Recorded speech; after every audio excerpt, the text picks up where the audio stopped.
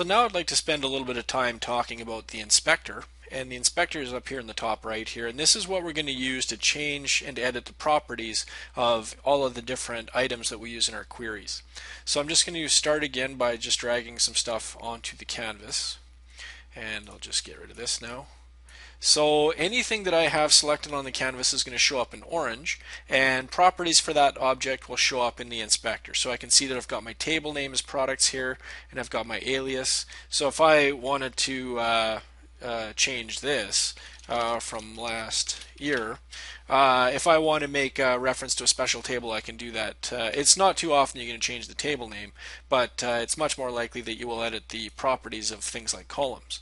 So if I just double click to include a few columns now, if I look at the product name, for example, I might want to just call this product for the purposes of having an alias in my result set. If I want to I can perform some math in here if I want to. I can change the calculated expression.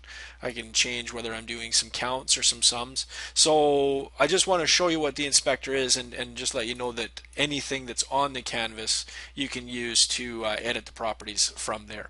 The last thing to mention briefly is that if you click on the canvas background, just this white space here, you'll bring up the properties for the query itself. So from there you'll be able to drag and drop the display order of the columns in the result set.